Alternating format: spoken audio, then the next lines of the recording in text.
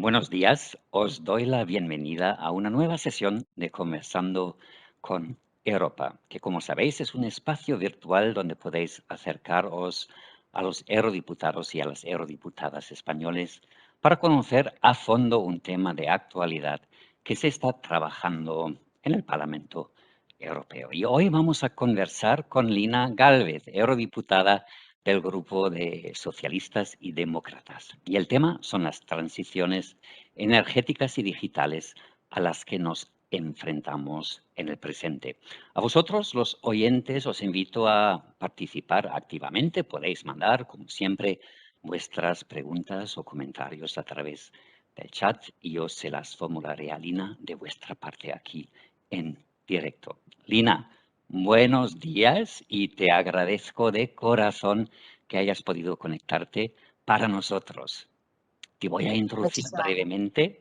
Nacida y criada en Sevilla, dices en algún sitio que te identificas mucho con la vida nómada, cosa que no me sorprende debido a toda la actividad que has tenido en tu carrera y de hecho en este momento estás en Bruselas.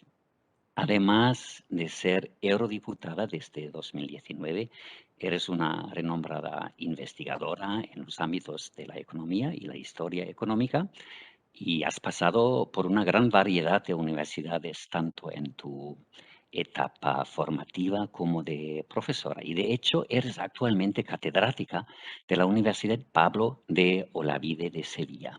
Y has publicado una extensísima cantidad de publicaciones científicas y acabas de sacar incluso un libro que recopila tus artículos de prensa desde el 2016. Y algo que me ha llamado mucho la atención cuando me he preparado para nuestro encuentro hoy, es que te gustan las novelas y en particular las de Jane Austen.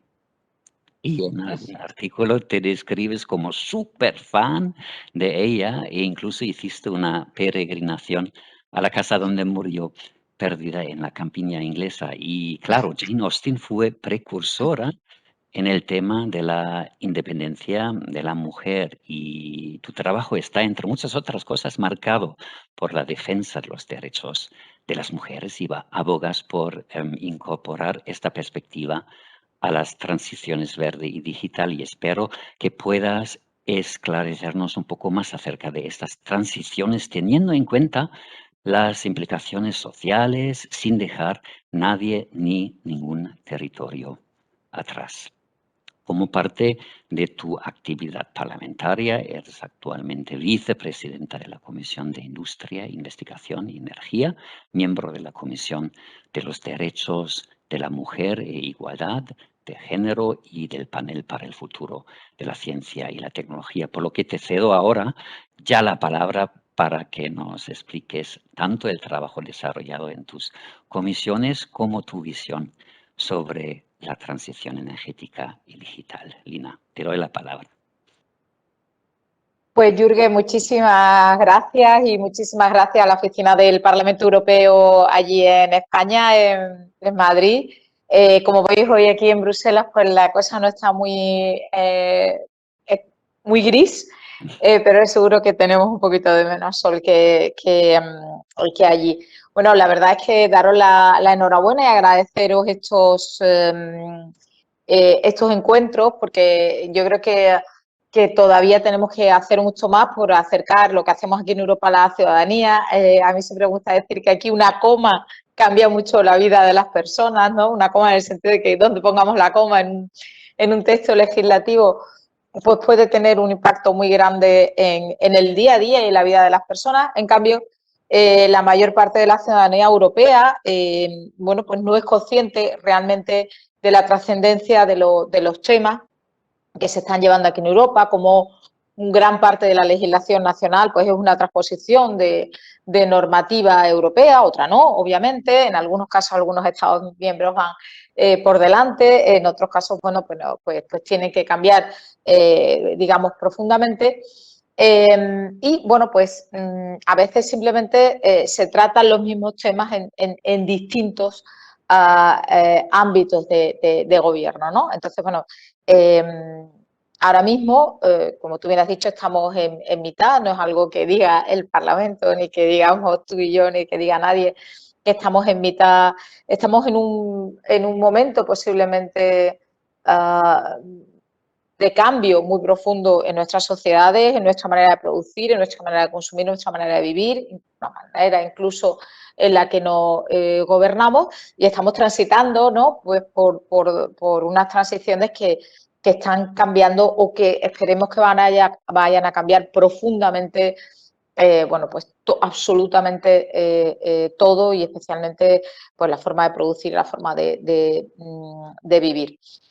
Cuando hablamos de transiciones sí que me gustaría, y aquí sí que pongo claro, porque cada uno es quien es, ¿no? Aunque ahora mismo obviamente yo sea parlamentaria europea y sea ante todo y sobre todo representante de la ciudadanía española aquí en el Parlamento Europeo por el Partido Socialista Español, en el Grupo de Socialistas y en la Alianza Progresista de Socialistas y Demócratas, pero bueno, también como digo, una es lo que es, ¿no? Y yo no puedo de repente desgajarme de lo que he sido siempre, que he sido, bueno, pues una académica muy comprometida con la transformación social, y en mi caso, bueno, pues como has dicho, soy catedrática de Historia e Instituciones Económicas y por tanto muy especializada en el análisis del largo plazo, ¿no? O de ver las transformaciones sociales y económicas desde una perspectiva muy de largo plazo. Entonces, lo primero que me gustaría decir es que cuando hablamos de estas transiciones,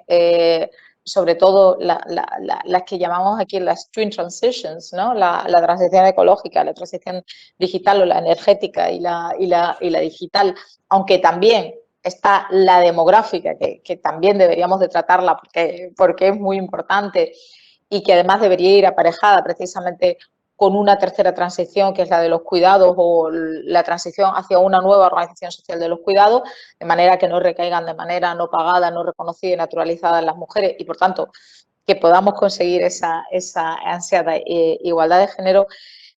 Cuando hablamos de esas transiciones, no estamos pensando que vamos a llegar, o sea, no sabemos muy bien dónde vamos a llegar, estamos transitándolas, ¿no?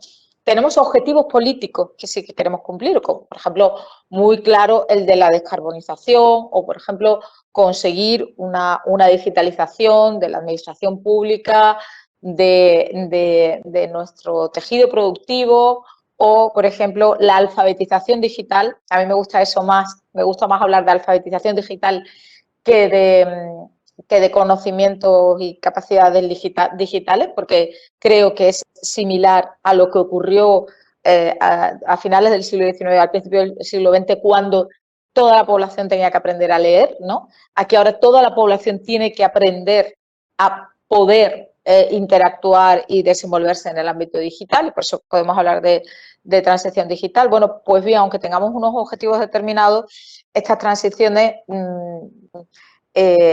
bueno, pues no podemos saber exactamente dónde nos van a llevar o las consecuencias que van a tener de forma muy clara, no podemos predecir. Lo que sí que podemos es intentar anticiparnos o intentar ver de qué manera queremos realizar esas transiciones y hacia dónde queremos ir.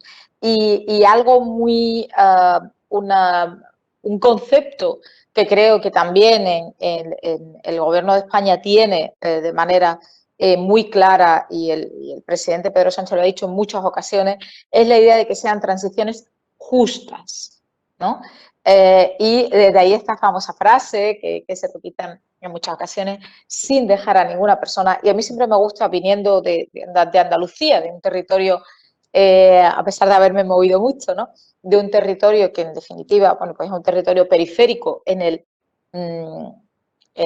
amplio sentido del término, también obviamente geográficamente, lo cual pues tiene muchas implicaciones, incluso para un eurodiputado o una eurodiputada. El tiempo que tardo yo en llegar a Bruselas no tiene nada que ver con el tiempo que tarda un holandés o un alemán o un francés, ¿no?, en llegar a Bruselas o a Estrasburgo para poder hacer mi labor como parlamentaria, ¿no? Pues viniendo también, como digo, de una región periférica, pues siempre tengo muy presente esta idea de que las transiciones justas tienen que implicar no dejar a ninguna persona atrás, pero tampoco ningún territorio atrás, ¿no? Y esto es muy sensible porque sabemos que los territorios normalmente tienen especializaciones sectoriales que son también que no se cambian de un día para otro, ¿no? Y que obviamente cuando hablamos de transiciones, pues estas afectan de manera muy distinta a los distintos sectores económicos, por tanto van a afectar de manera muy distinta al empleo y a las especializaciones regionales. Por tanto, tenemos que tener esta visión, digamos, siempre muy presente. También las personas están en situaciones desiguales de partida con respecto a la familia de origen, la educación a la que han podido acceder o a la que han tenido, la cualificación, las redes, los contactos, el género, ¿no? No tenemos las mismas oportunidades mujeres y hombres, no se utilizan de igual manera nuestros talentos y, por tanto, todo esto impacta de manera también desigual en las personas. Y esto tenemos que tenerlo en cuenta a la hora de enfrentarnos a estas transiciones, cómo las hacemos, cómo legislamos, y tenemos que hacerlo, si se me permite, ex ante, en latinajo, ¿no? ¿Y por qué digo esto? Porque con la globalización, sabemos que la globalización ha tenido impactos muy desiguales. Aquí se estableció el Fondo Social y luego, bueno, pues también lo sabemos, o algo más cercano, las políticas de austeridad que se pusieron en marcha durante la anterior crisis. Ahora hay quien se tira de los pelos diciendo que, claro, que incrementaron las desigualdades entre territorios, las desigualdades entre personas y sobre todo que esa desafección, ¿no? Esas desigualdades dieron lugar a desafección política que desembocaron en nacionalismos, en populismos, en aumento de los movimientos a liberales o antidemocráticos, ¿no? Con el surgimiento de muchos de la extrema derecha. Y, bueno, pues nos tiramos los pelos. Pero, bueno, si hubiéramos pensado que estas medidas, que estas políticas de austeridad generaban en sí mismas esas desigualdades, pues a lo mejor no hubiéramos tenido estas consecuencias tan desastrosas que hemos tenido, porque, por ejemplo, hay muchos estudios que demuestran muy claramente cómo lo que está en gran parte detrás, por ejemplo, del Brexit, son las políticas de austeridad más que otro tipo de políticas, ¿no? Entonces, en este sentido, creo que lo tenemos que tener ex ante y, bueno, pues en eso estamos y en eso estamos intentando también trabajar con los fondos de recuperación. Y en este sentido, una cuestión que creo que debemos mejorar mucho es todas las sinergias que se dan entre los distintos planes de acción, distintos fondos, en este caso principalmente el Plan de Acción del Pilar Social Europeo y todos los fondos. Bueno, voy rápidamente porque si no me enrollo, Jürgen, tú me cortas a las transiciones. Bueno, pues sabéis, por una parte, que tenemos la transición energética, necesitamos abordarla porque el pico del petróleo ya ha pasado. O sea, no es que vaya a pasar, es que ya ha pasado. Según los expertos, hay muchísimas de las energías tradicionales que utilizábamos que, bueno, pues están llegando ya a fases de rendimientos decrecientes y además son altamente contaminantes y tenemos un problema, como sabéis, como sabemos todos perfectamente, vinculado, bueno, pues con el cambio climático. No solo el cambio climático, hay otras emergencias ecológicas que no son solamente el cambio climático, pero sin duda el cambio climático es el más visible. Bueno, sabéis que los 27 Estados miembros de la Unión Europea se han comprometido a hacer de Europa la primera zona climáticamente neutra del mundo, lo cual es muy buena noticia. O sea, no hay que ser negacionista ni muchísimo menos. Y en el discurso del Estado de la Unión, la presidenta Ursula von der Leyen dijo que el objetivo de reducción de emisiones netas se estableciera en el 55% para 2030, que 2030 está relativamente cerca. Y para ello, era necesario la revisión de toda la legislación de la Unión Europea en materia de clima de energía. Sabéis que al inicio de la legislatura se aprobó el Pacto Verde Europeo o el European Green Deal, ¿no?, que se conoce más, y esto se está traduciendo a diferentes iniciativas legislativas de muy amplio calado, como digo, en un paquete legislativo que se conoce como Fit for 55, ¿no? Y en este megapaquete, que está compuesto de más de 11 textos legislativos, con medidas concretas e interrelacionadas entre ellas y complementarias para alcanzar esta neutralidad climática, pues os voy a decir alguna de ellas. Por ejemplo, la propuesta de reglamento sobre el mecanismo de ajuste de carbono en frontera para abordar, digamos, la fuga de carbono en las importaciones, ¿no? Que las importaciones que tengamos sean igualmente verdes o limpias que lo que producimos aquí, y si no, pues que tengan que pagar una tasa. La propuesta de revisión de la directiva que establece el régimen de comercio de derechos de emisión, la famosa ETS, que seguramente por toda la subida de los precios de la luz pueda sonar a mucho, que digamos que, bueno, que son incentivos digamos, a una producción más limpia. Otra sería las revisiones de las directivas sobre eficiencia energética, energías renovables y la fiscalidad de la energía, o el Fondo Social para el Clima, que es, por ejemplo, un expediente en el que yo voy a estar involucrada directamente, bueno, pues cuyo objetivo principal es, según las directivas que nos han venido de la directrices, perdón, que nos han venido de la Comisión, es apoyar a los ciudadanos y a las ciudadanas más afectados por la pobreza energética, por la movilidad o digamos, más expuesta a las consecuencias de estos cambios, de esta transición, para garantizar esta idea de transición justa, de no dejar a nadie atrás, y que en un periodo de 7 años se espera que aportará 72.200 millones de euros para financiar la renovación de edificios, el acceso a una movilidad sin emisiones o con bajas emisiones, o incluso el apoyo de rentas, ¿no? Por supuesto, aquí intentaremos meter también de manera muy clara la perspectiva de género, no solamente de cara al impacto diferencial que pueda tener en las mujeres, sino también asegurarnos de que en estas transiciones, en estas ideas que estamos utilizando, se aprovechen todos los talentos, ¿no? Porque no están realmente muy incorporadas las mujeres a todos estos ámbitos. Paso muy rápidamente a la transición digital. Bueno, pues este es algo también muy evidente en la vida diaria de todos nosotros, ¿no?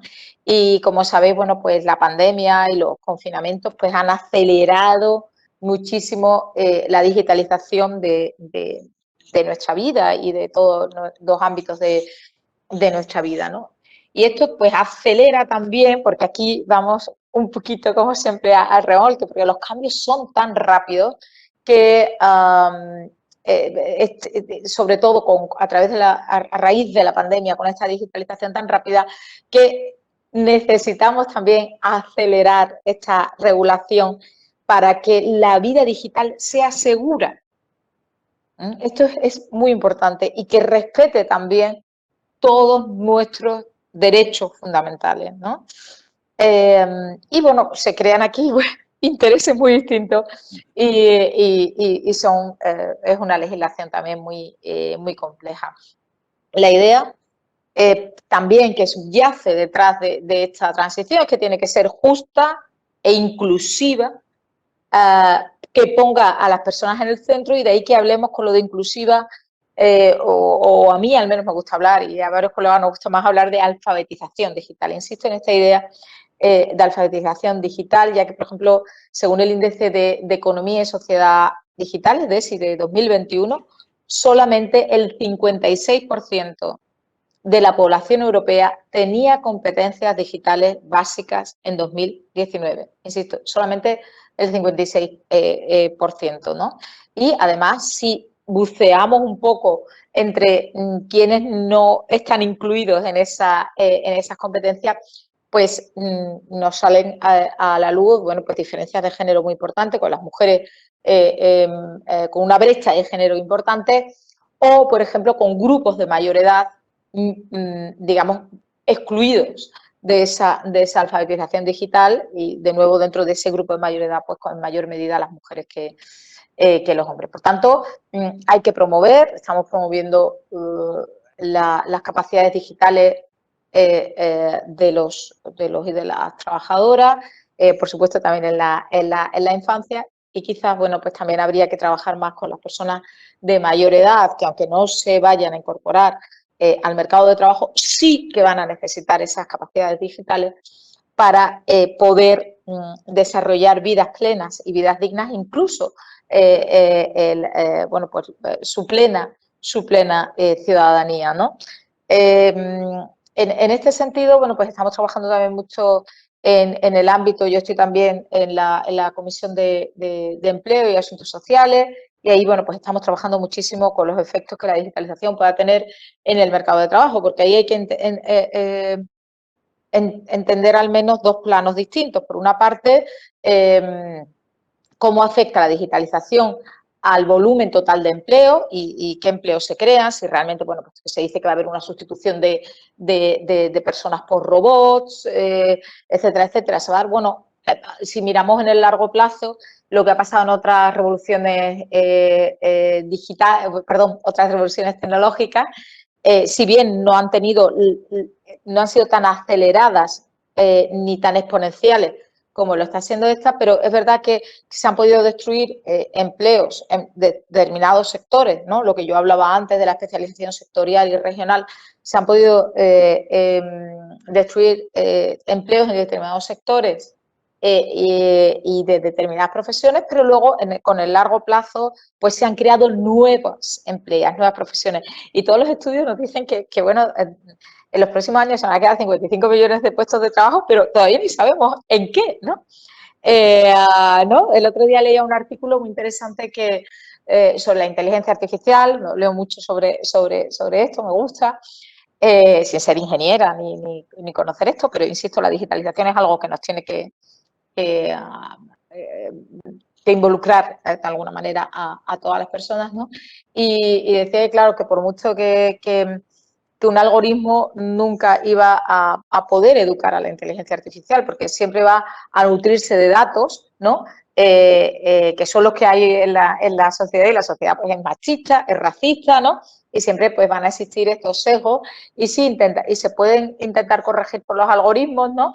Pero, y decía el artículo, bueno, pues lo mismo, una nueva profesión es la de educador o educadora de inteligencia artificial, ¿no? Que hay que educar a esa, igual que educamos a los niños y las niñas, pues a lo mejor hay que educarles también, ¿no? Y bueno, en esa educación posiblemente pues entrarían perfiles muy distintos, no solamente los perfiles técnicos, porque los perfiles técnicos sabrán cómo se tienen que, digamos, diseñar esos algoritmos que eduquen a la inteligencia artificial, pero no en qué hay que educarla. Esos serán otros perfiles que tendrán que estar también ahí, ¿no? Por eso involucrar también a otras profesiones en la alfabetización digital para que puedan aportar también a la digitalización desde las ciencias sociales, desde las humanidades, pues también es tremendamente interesante. Bueno, como digo, hay dos planos, el de cómo va a afectar, ¿no? Y luego cómo afecta a las condiciones laborales, digamos de manera más micro a nivel empresarial.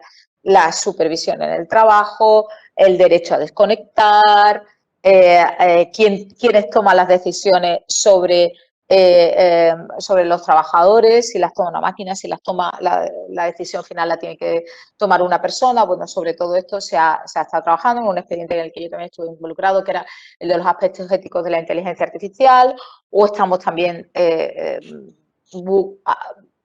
trabajando en que los trabajadores, por ejemplo, de plataformas que están más expuestos a todos estos riesgos, bueno, pues tengan condiciones dignas y en impulsar, bueno, pues el emprendimiento innovador y la digitalización de las pymes también se tiene que trabajar de la administración pública, ¿no?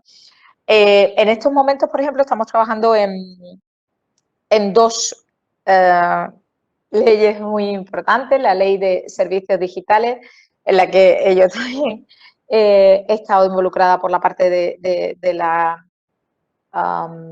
del Comité de Industria, Investigación y Energía, he sido ponente en la sombra, de esa parte, digo, porque son leyes tan grandes que están repartidas por muchos comités dentro del Parlamento y cada uno nos encargamos de la parte, digamos, más específica. Y, bueno, como digo, la Ley de Servicios Digitales y la Ley de Mercados Digitales, que tienen como objetivo regular las grandes plataformas, como por ejemplo pues, las redes sociales, ¿no? Y ahí está muy claro lo que defendemos también, ¿no? Que todo lo que sea ilegal offline también lo sea online, ¿no? Bueno, como sabéis, el 20% también de los fondos de recuperación, transformación y resiliencia van orientados o deben ir orientados a esta transformación digital y deben ir orientadas principalmente a la alfabetización digital de la población y a las profesiones digitales, a implementar infraestructuras digitales sostenibles y seguras, lograr la transformación digital de las empresas y, como digo, también de los servicios públicos, porque esto también es muy importante porque hace muchísimo más eficiente nuestra administración pública y, por tanto, ganamos en calidad democrática. Obviamente, en todo esto, y esto lo estamos trabajando muchísimo desde la Comisión ITRE, ¿no? Y además la parte de investigación e innovación es una de las que me ocupo con mayor dedicación. Todo esto tiene que estar basado en la investigación y en la innovación, ¿no? Y ahí, bueno, pues tenemos nuestro programa Horizonte Europa, que es el programa de inversión pública en investigación y en innovación mayor del mundo. Comentaros también que hay propuestas específicas, ya voy terminando, Jürgen, propuestas específicas vinculadas con el cambio de modelo productivo.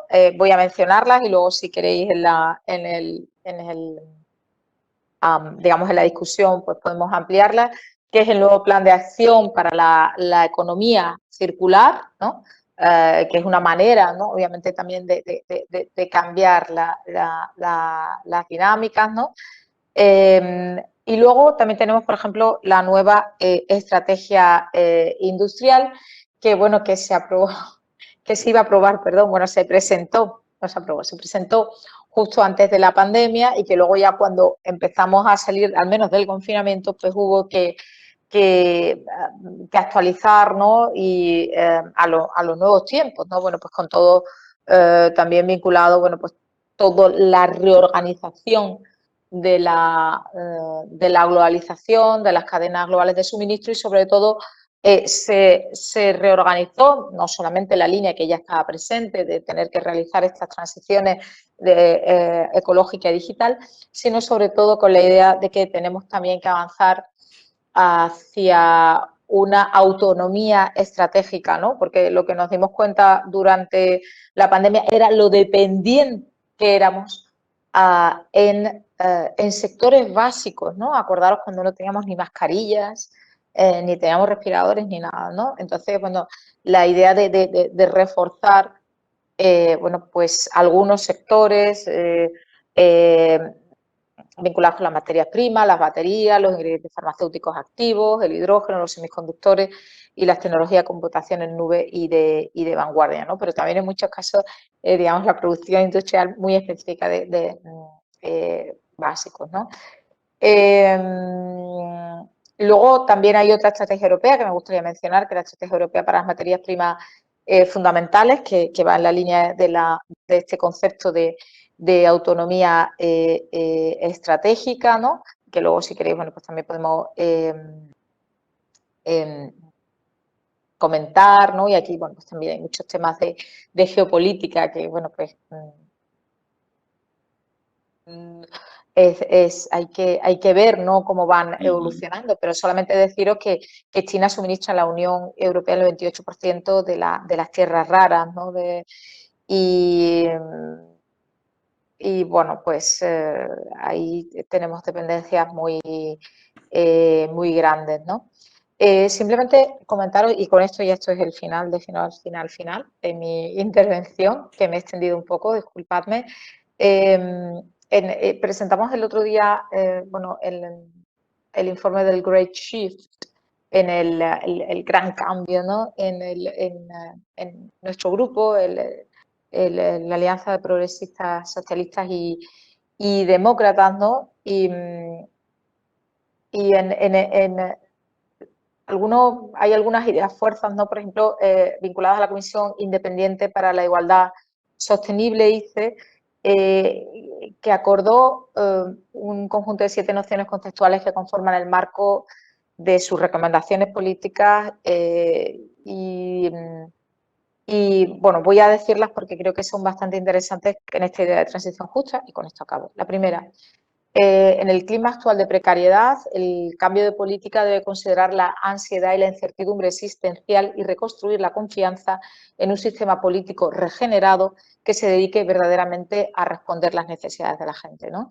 Esto es muy importante porque si no lo hacemos bien, la desafección política y democrática es muy grande, ¿no? En el último Eurobarómetro salían datos que a mí realmente me pusieron los pelos de punta, con prácticamente un 70% de los más y las más jóvenes diciendo que no creían que la democracia fuera fundamental, ¿no? A mí realmente esto me preocupa. La segunda es que cuando las distintas formas de desigualdad se entrelazan entre sí y forman interrelaciones complejas, la política del futuro debe adaptarse para abordar esta complejidad de cara a generar múltiples beneficios para la sociedad. Esta idea de complejidad es muy importante que la vayamos integrando cada vez más en la política, porque a veces hacemos paquetes legislativos o incluso analizamos la realidad de manera como compartimentos estancos y eso ya no vale, eso ya no vale. Y precisamente una de las cosas que modestamente creo que hay que mejorar mucho en toda la legislación europea y en todas las políticas europeas es, digamos, una mejores sinergias entre los distintos ámbitos o entre los distintos grandes paquetes de gasto. El tercer punto, las políticas sociales y ecológicas deben combinarse sistemáticamente para crear formas innovadoras y potentes, lo que este informe decía, se acuña como avance socioecológico, ¿no? En el sentido de que no va la ecología por algún lado y el no, porque muchas veces dicen, no va a sobrevivir el planeta. No, los que no vamos a sobrevivir en el planeta somos nosotros, la especie humana. El planeta posiblemente siga igual que existía previamente de que nosotros pobláramos la Tierra y digamos, creáramos también los efectos tan nocivos que ahora estamos viviendo, ¿no? El cuarto, el bienestar sostenible requiere una democracia vibrante y una participación generalizada a todos los niveles. Yo esto las estoy diciendo sobre todo porque creo que tiene mucho que ver con lo que estamos haciendo hoy, ¿no? Porque necesitamos, ¿no? Esta interacción constante con la sociedad y estar siempre muy pegados al suelo para luego poder exigirlo también a la Comisión, al Consejo, ¿no? Y necesitamos una mucha mayor interacción. La quinta, contrarrestar la precariedad y las desigualdades en el futuro dependerá de la creación de un Estado socioecológico más allá del Estado tradicional de bienestar social. Yo diría aquí también un Estado donde no solamente hablemos de ciudadanía, sino de cuidadanía y que se incluya también esta transición a los cuidados, porque si no, al final, los hombros que recaen van a ser siempre los mismos, ¿no? Sexto, debe superarse el enfoque tradicional de la política económica que se centra en el PIB, como sabéis, el Producto Interior Bruto, como el parámetro que mide el éxito a favor de un nuevo enfoque que se centre en el bienestar sostenible. Yo en alguna ocasión he escrito que tanto los políticos como todo, digamos, el modelo productivo que tenemos es PIB dependiente, ¿no? Y quizás, bueno, pues esto, bueno, pues tenemos que seguir creciendo como una bicicleta, ¿no? Que si dejamos de pedalear nos caemos, ¿no? Bueno, pues tenemos que dejar, digamos, tenemos que cambiar completamente este marco. Y por último, que la pandemia de la COVID ha expuesto las vulnerabilidades profundamente enraizadas del sistema actual y aporta argumentos y referencias adicionales para llevar a cabo un cambio de política de gran alcance. Y esto ya es de mi cosecha ahora, y con esto termino, también todo lo anterior lo diré, pero estos puntos, con esto acabo. Creo que no podremos afrontar estas transiciones, no ya independientemente, si no son justas. ¿Por qué? Porque no, por ejemplo, para abordar el cambio climático también vamos a necesitar cambios individuales, personales, muy importantes en la manera en que producimos, en la manera en que consumimos, la manera en absolutamente todo, ¿no? Tenemos, bueno, pues un consumismo exacerbado, ¿no? Y tendremos que hacer cambios o incluso a la hora que ponemos, como sabemos, la lavadora y todo este tipo de cosas. Pero mientras no se atajen las desigualdades, mientras no disminuyamos las desigualdades, es muy difícil que la ciudadanía perciba que el peso de esta transición y de los sacrificios, de los cambios que tendremos que hacer para abordarla, recae de manera proporcionada o de manera equitativa en todas las personas, ¿no? Entonces, este link, esta unión entre disminuir la desigualdad, hacer las transiciones y para no caer en una desafección democrática, bueno, pues no sé si lo he explicado bien, pero creo que se une completamente. O sea, necesitamos reducir las desigualdades, para ello avanzar también hacia otra gobernanza económica y otras políticas económicas y cambiar, digamos, nuestro modelo para hacer esas transiciones, muy especialmente en este caso la transición ecológica, porque si no, no solamente van a aumentar las desigualdades, sino también la desafección política y democrática. Y bueno, no voy a ser catastrofista, ¿no? Pero bueno, se habla incluso de que, bueno, que podemos ir tanto hacia regímenes autocráticos que niegan el cambio climático y por tanto van a la destrucción total, o incluso a ecofascismos, ¿no? O sea, bueno, pues imponemos a los ciudadanos, bueno, pues qué tienen que hacer, ¿no? Y disminuyendo sus libertades individuales de manera extrema, ¿no? Bueno, voy a acabar con algo de esperanza, yo espero que sí, que seamos capaces de entre todos y todas avanzar en esta idea y avanzar políticamente en esta idea de las transiciones justas, ¿no? Y bueno, pues soy toda oído y espero en la medida de lo posible, porque todo esto son muchísimos paquetes, muchísimas cosas muy complejas, pues en la medida de lo posible poder responder a vuestras dudas y las que no nos dé tiempo, porque reconozco y sé que me he excedido, pues también, bueno, pues podremos hacerlo de alguna manera online y estoy seguro de que la oficina del Parlamento Europeo de Madrid me hará llegar el resto de las preguntas. Muchas gracias y siento haberme extendido más de la cuenta. No, para nada, Lina. Esto ha sido súper interesante y no quería cortarte, porque nosotros hemos hecho muchos seminarios sobre la transición energética y el cambio climático. Hemos hecho muchos seminarios sobre la transición digital, pero todavía no hemos vinculado esos dos temas y metido esta perspectiva social. Por eso ha sido súper interesante, porque estas dos cosas son muy vinculadas, de hecho, y te has merecido muchos aplausos de los participantes. Nos llegan muchos comentarios positivos y además tenemos más de 60 oyentes a través de todas las plataformas. Entonces, has provocado mucho interés y nos están llegando muchas preguntas también. Algunas de estas preguntas me han llegado cuando tú estabas todavía explicando y creo que más o menos ya has contestado a ellas, pero tengo aquí a Silvia, por ejemplo, que nos pregunta cómo puede apoyar Europa a las comunidades rurales para llevar a cabo esta transición energética de manera justa. Entonces, más o menos campo versus ciudades. Y tengo una pregunta de Roberto Girón. ¿Qué soluciones plantea Europa para paliar las consecuencias negativas de la transformación digital que estamos viviendo, la falta de desconexión digital en el trabajo, la desigualdad social en el acceso a la tecnología y el entendimiento y aplicación de la misma? Creo que esto ya has mencionado, pero quizás puedes profundizar un poco más. Vale, pues muchísimas gracias. Bueno, muchísimas gracias por la pregunta, muchísimas gracias Silvia por además traer el ámbito rural, porque bueno, cuando yo me he referido a las desigualdades entre territorios, ¿no? Me he referido a los territorios periféricos, ¿no?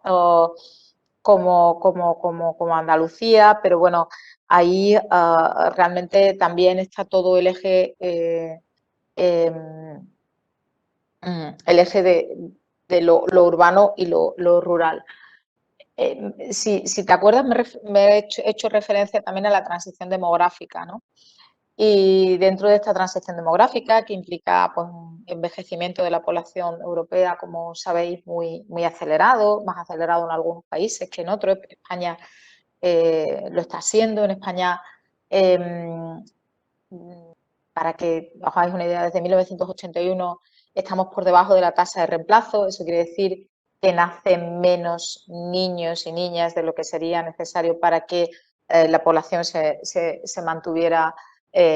Solamente hablo esto de tasa vegetativa, por tanto, sin contar la inmigración ni digamos, los movimientos migratorios, que obviamente han cambiado también nuestra pirámide poblacional en los últimos años. Pero bueno, que es algo que viene de largo, esta transición demográfica que es algo que viene de largo y que está muy unida también con la despoblación de las zonas rurales, que son zonas que además están masculinizadas, mientras que las ciudades están feminizadas. Digamos, el porcentaje de mujeres que viven en las ciudades es superior al de los hombres, mientras que en las zonas rurales es al revés, y eso, bueno, pues está directamente relacionado también con que además nazcan menos criaturas, porque hay menos mujeres, y hay menos mujeres porque tienen menos oportunidades laborales, en muchos casos por la falta de acceso en algunas comunidades, más que en otras, por falta de acceso a los servicios sociales y de cuidados. Y también, por ejemplo, un estudio que yo hice en su tiempo para las mujeres rurales en Andalucía, hace ya más de una década, por ejemplo, se quejaban de la falta del acceso a la cultura, porque sobre todo de las que habían ido a estudiar a las ciudades, ¿no?, a la universidad, y que luego no volvían, ¿no? Eso se llama el exilio ilustrado, ¿no?, y que se producía principalmente con las mujeres, ¿no? Por tanto, lo que hay que hacer creo que debe ser muy amplio. Quiero decir, no vale solamente con tener una buena política agraria y además que se pueda adaptar a las distintas realidades, porque no es lo mismo la realidad de la montaña cántabra que el latifundio andaluz. No tiene nada que ver el mundo rural en unos espacios que en otros, ¿no?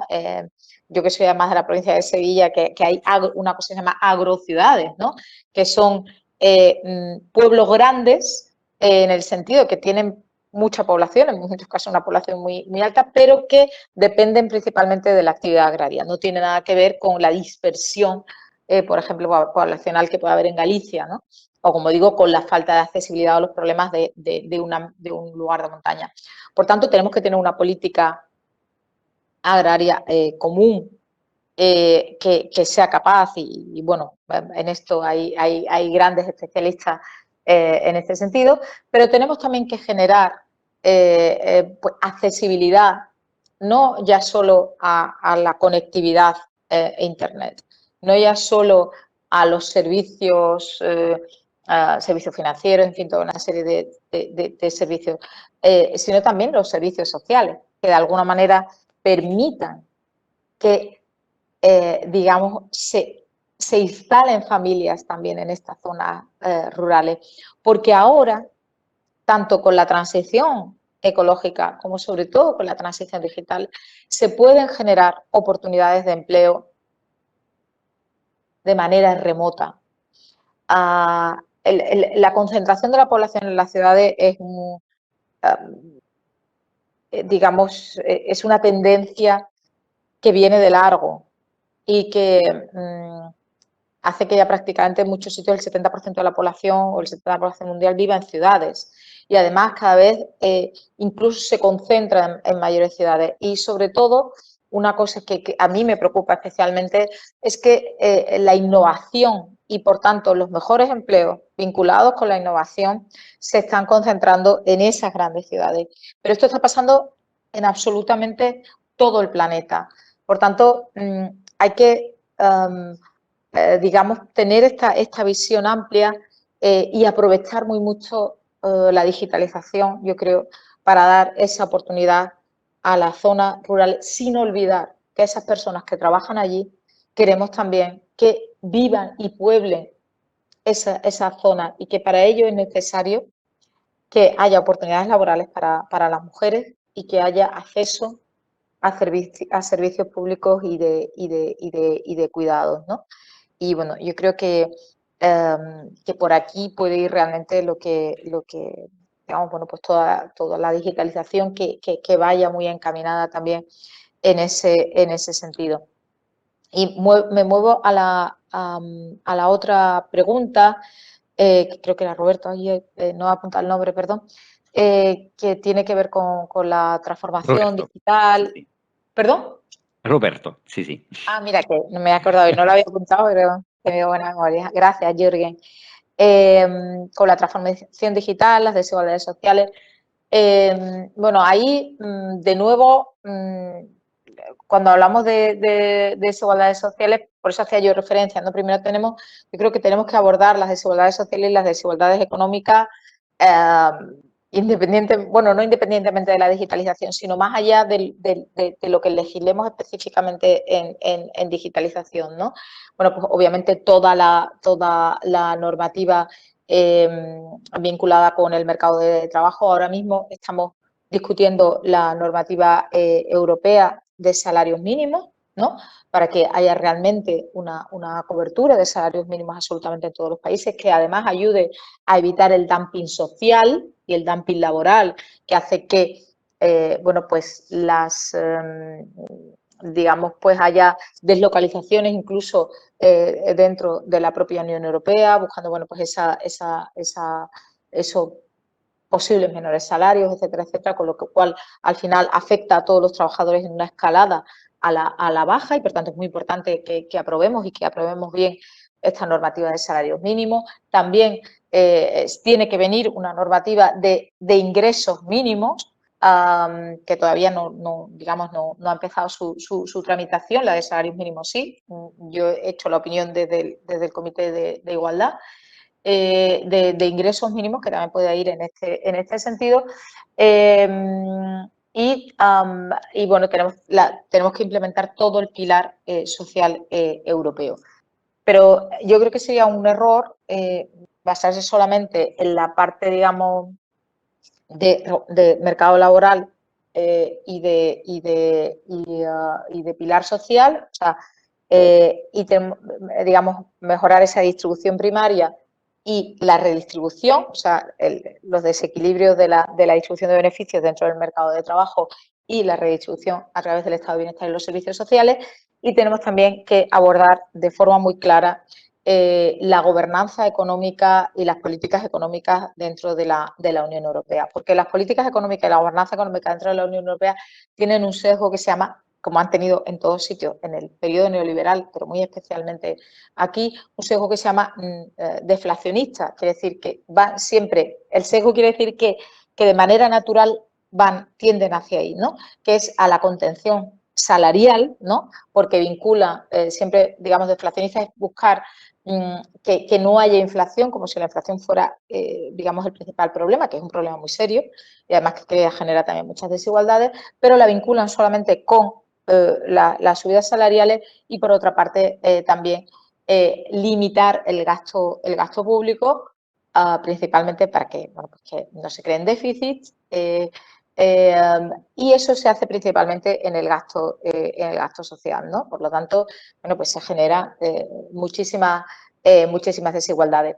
El marco económico que se puso, digamos, la gobernanza económica que se puso en marcha, sobre todo para dar respuesta a la crisis anterior, tuvo ese sesgo de manera muy clara. De ahí las políticas de austeridad y las consecuencias que ya he comentado antes, ¿no? Ahora se está dando una respuesta distinta. Ahora, digamos, se ha cambiado y el Next Generation, de donde vienen todos los planes de recuperación, transformación y resiliencia, pues van precisamente en gran medida en esa línea. Pero lo que tenemos que conseguir es que el cambio sea no solamente coyuntural, sino que sea un cambio que esté aquí para quedarse, ¿no? Que, por ejemplo, los fondos Next Generation estén para quedarse y no solamente de manera coyuntural. Y también tenemos que cambiar nuestra gobernanza europea. Si por ejemplo, el semestre europeo, yo también he sido la ponente de los 2 informes del semestre de este año y precisamente van en esa línea, en la línea de que las políticas económicas tienen que tener en cuenta ex ante los efectos desiguales que estas propias políticas económicas tienen entre las personas y en los territorios, porque si no, no pararemos de generar desigualdad. Por tanto, seguimos trabajando y estamos trabajando también en modificar esa gobernanza económica y esos sesgos deflacionistas que dieron lugar a las políticas de mal llamada austeridad, y que lo que han hecho ha sido generar desigualdad y divergencia también entre los países miembros. Y luego también hay que trabajar específicamente, y en eso estamos trabajando específicamente también, en la cuestión de la digitalización.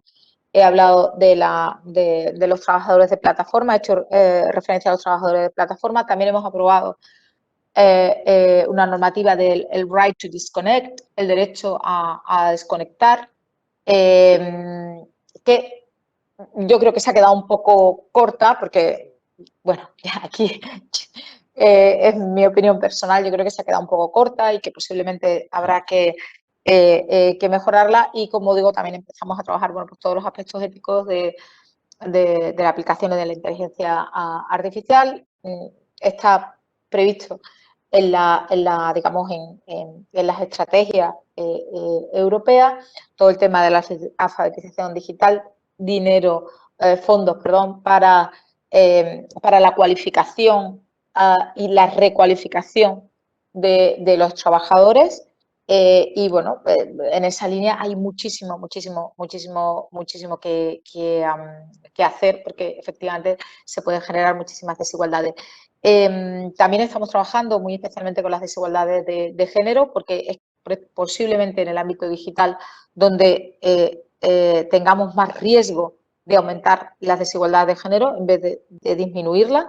Y por dos cuestiones principalmente, porque los trabajos mejor pagados, mejor valorados y con mejores condiciones de trabajo se van a crear precisamente en el ámbito digital, y las mujeres estamos completamente infrarrepresentadas en esas profesiones, en los estudios y mucho más además en las profesiones, porque digamos, esto es como como pasa con la carrera científica, ¿no? Como una tubería que va perdiendo y luego al final pues llega muy poquita agua, ¿no? Pues con las mujeres pasa eso, ¿no? Los niños y las niñas cuando son más pequeños pues tienen más o menos las mismas aficiones en muchas cosas, le llaman la atención igualmente, pero bueno, pues la sociedad, digamos, los va encaminando hacia lo que espera de unos y hacia lo que espera de otros, y las niñas pues van poco a poco desapareciendo, pero incluso desaparecen más en las profesiones que en los propios estudios, porque son incluso ambientes hostiles a las mujeres, ¿no? Sobre todo, hay muchos estudios de las grandes tecnológicas en este sentido y que están tomando medidas para que esto no sea así, porque saben que están perdiendo los talentos y que ahora mismo tenemos desafíos tan grandes delante que no nos podemos permitir perder esos talentos. Entonces, por una parte, que perdemos esos puestos de trabajo, pero por otra parte, como sabéis, bueno, pues no ya el futuro, sino el presente está escribiéndose digitalmente, está pasando por ese tamiz de lo digital. Entonces puede ser que otra vez las mujeres nos quedemos fuera de construir esa cosmovisión a través de esas gafas a través de las que vemos y consideramos el mundo. Entonces, si nosotras no estamos presentes en esa construcción cultural, en esa construcción social, pues realmente, bueno, pues nos podemos quedar fuera otra vez después de todos los esfuerzos que habíamos hecho en estas décadas de poder entrar, ¿no? Y cambiar, no solamente entrar, porque lo importante no era solamente entrar, sino cambiar, sino, Jürgen se ríe, pero a mí siempre me gusta decir que no solamente queremos la mitad de la tarta, sino hornear una tarta nueva, un pastel nuevo, ¿no?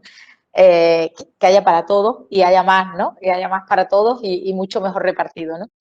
Pero sobre todo no nos podemos quedar fuera también, bueno, pues de la construcción de la cosmovisión de nuestro mundo, de nuestro futuro, y eso, bueno, pues sería realmente muy, muy perjudicial. Y en esa línea, pues también estamos trabajando, sobre todo desde el Comité de los Derechos de la Mujer y la Igualdad aquí en el Parlamento Europeo. Eso ha sido muy interesante y muy bien dicho. Nos están entrando muchísimas preguntas todavía, pero ya se nos está acabando el tiempo. Lina, si estás de acuerdo, te vamos a pasar las preguntas que yo no puedo hacerte ahora mismo. y así tú puedes mirar si lo puedes contestar también por mail o lo que sea. Pero tengo aquí dos preguntas muy, muy interesantes y bueno, muy especiales, particulares. Tengo a Carlos Queseda que nos escucha desde Skopje, desde Macedonia del Norte. Ya ves que estamos muy internacionales. La transición digital está dominada por empresas extranjeras. Conectamos con Webex aquí y mandamos WhatsApp desde móviles Xiaomi. ¿De qué forma crearemos gigantes europeos si la DG Competencia vela por salvaguardar la competitividad dentro del mercado único, ¿no? Aquí estamos un poco en el juego global entre China y Estados Unidos y lo combino con una pregunta con mucha actualidad de la parte de Carolina Serrano. La digitalización y la transición energética están yendo acompañadas de escasez de componentes y subidas de precios, como lo hemos visto últimamente, que afectan a muchos productos esenciales. ¿Qué puede hacer la Unión Europea para que esta situación no afecte a los más vulnerables? Creo que es una pregunta de mucha actualidad. Sí, la verdad es que las dos preguntas son interesantísimas y ojalá tuviera yo la respuesta. Entonces sería yo Ursula von der Leyen si tuviera la respuesta de todo. Bueno, voy a intentarla, voy a intentarla. Sí, bueno, Carlos, es que tienes razón. O sea, que en gran medida es verdad que hemos llegado tarde a la digitalización y sobre todo porque el ámbito, sobre todo, que se ha digitalizado ahora tiene que ver con la atención a, digamos, o, digamos, el consumo, las redes sociales y todo eso. Y ahí creo que es muy difícil que podamos competir con las grandes tecnológicas.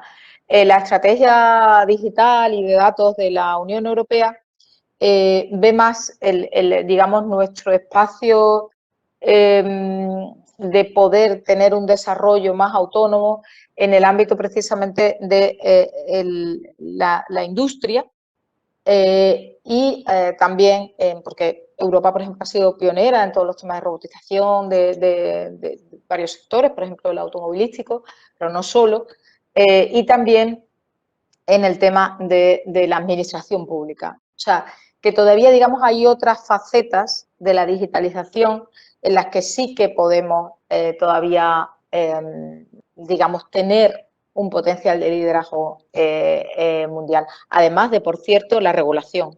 No olvidemos lo que se conoce como el efecto Bruselas, que es que vamos a la cabeza en regulación y luego esa regulación, como por ejemplo el GDPR, ¿no? el reglamento de protección de datos que se quiere aplicar en otro sitio. Lo que yo creo modestamente que debemos hacer también es crear paternariados y digamos, bueno, pues buscar socios estratégicos en distintos ámbitos y no solamente geográficos, y no solamente en un ámbito geográfico, porque si solamente lo buscamos en un ámbito geográfico, pues siempre vamos a ir detrás de ese ámbito geográfico y por tanto, pues vamos a estar muy expuestos a depender, ¿no? Y creo que en este ámbito sería muy negativo, no solo para, para las empresas, para la ciudadanía europea, sino también para nuestro modelo de democracia, porque la digitalización también está afectando a nuestra gobernanza, a la salud de nuestras democracias. Ya sabemos todo lo que ha ocurrido o está ocurriendo todavía con los temas de desinformación.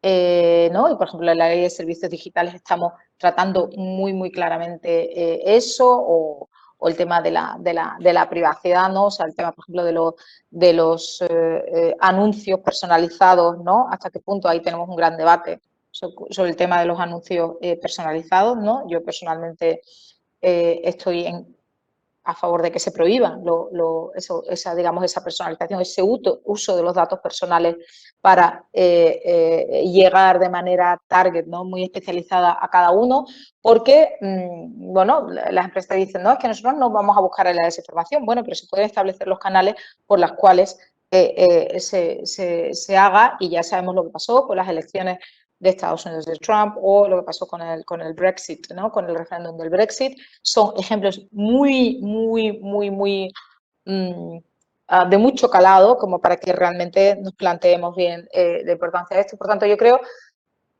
que no debemos ser dependientes, que en regulación tenemos este efecto Bruselas, que hay unos ámbitos y que debemos de ir, bueno, pues digamos, pues relacionándonos de manera específica con los distintos socios que en cada momento nos puedan convenir, porque si no, no conseguiremos nunca esa autonomía estratégica.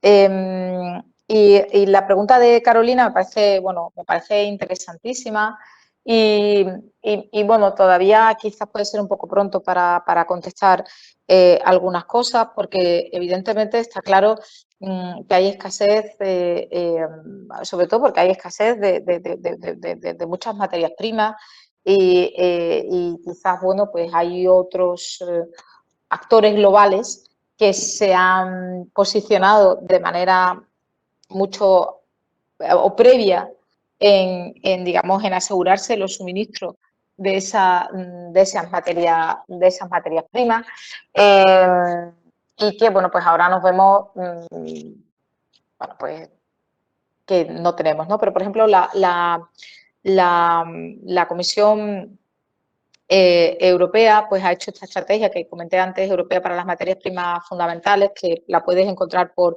CRM, por sus siglas en inglés, ¿no? Y ha identificado 30 materias primas fundamentales que son de gran importancia para el desarrollo de la industria y la economía, ¿no? Por ejemplo, el litio, ¿no? Como esencial para el cambio de la electromovilidad, ¿no? Se ha añadido por primera vez a esta lista que no estaba, ¿no? Y, bueno, también la idea que saber que, bueno, pues estas fuentes se encuentran en algunas partes muy inestables del mundo y que, bueno, pues desde mi punto de vista no hay que ir hacia ninguna política de tipo extractivista, sino, bueno, pues desarrollar, ¿no? Lo que dice la Comisión es que hay que desarrollar cadenas de valor resilientes para los ecosistemas industriales de la Unión Europea, reducir la dependencia de materias primas primarias críticas mediante el uso circular de recursos, esta economía circular de la que yo hablaba antes, productos sostenibles y de innovación. La innovación sí, sigo insistiendo que aunque no pueda ser la panacea, porque las transiciones son muy amplias, sí que debemos apostar muchísimo por la innovación, fortalecer el abastecimiento interno de materias primas dentro de la Unión Europea y diversificar el abastecimiento de terceros países y eliminar distorsiones en el comercio internacional. Simplemente un apunte, que ya veo a Jürgen que dice, y no estamos pasando de hora totalmente, un apunte al respecto. Ahora mismo yo creo que el comercio internacional se está recomponiendo, a ver, más que recomponiendo, ¿cómo diría yo? Los actores globales, sobre todo de la logística internacional, están resituándose y yo creo que va a cambiar completamente digamos, los equilibrios de poder y va a haber una reorganización muy grande del comercio internacional y que, como todo, bueno, pues en el corto plazo va a afectar bastante, sobre todo a algunos sectores, y lo que tenemos que hacer es intentar anticiparnos a por dónde pueden ir esos cambios y empezar a pensar un poquito más en el largo plazo. Yo creo que algunos actores globales, China, volví a decirlo claramente, nos llevan la delantera en muchas cosas porque en China siempre se ha pensado mucho más en el largo plazo que en el corto plazo. Pero la financiarización de la economía internacional que ha habido con la globalización neoliberal nos aboca al cortoplacismo constante, tanto a las empresas como también a la acción pública y a la acción política. Y creo que debemos de pensar un poquito más en el largo plazo. Por ejemplo, en España se ha hecho un ejercicio que me parece interesantísimo, que es el de la oficina del Parlamento y desde el Parlamento Europeo estamos colaborando también en difundirlo y en llevarlo por distintos sitios de España, que es la Agenda 20, o sea, España 2050, ¿no? Que es intentar mirar un poco más a largo plazo, porque con todos los desafíos que tenemos, no es que lo vayamos a adivinar, insisto, no tenemos una bola, pero con todos los desafíos que tenemos, si nos quedamos muy en el corto plazo, porque ya el ciclo electoral de la democracia es cortoplacista en sí mismo también y por tanto es más difícil, bueno, pues estas visiones de largo plazo, pero tenemos que tenerlas en cuenta porque tenemos que saber hacia dónde vamos para poder ir dando los pasos incluso en el corto plazo que nos lleven a donde queremos ir en el largo plazo. Por tanto, hay que volver a pensar más en el largo plazo, a añadirlo más a nuestra, digamos, acción política y legislativa y aprender en este sentido también de cómo han hecho otros actores globales que han tenido mucho más en cuenta el largo plazo de lo que lo hemos tenido aquí en Europa o en el mundo occidental en general. Bueno, no solo a largo plazo, también a corto plazo tenemos que contratarte otra vez para un Conversando, Lina, para seguir con este tema. Y seguro que dentro de 6 meses ya vas a poder contarnos mucho más sobre este tema. Ojalá. Esto ha sido muy interesante. Perdona a todos, no he podido hacer todas las preguntas, pero las vamos a pasar. Alina, gracias a vosotros, los oyentes que habéis estado con nosotros y sobre todo gracias, Alina, por esta exposición tan interesante y como ya he dicho, contamos contigo para otros eventos y otros Conversando con Europa.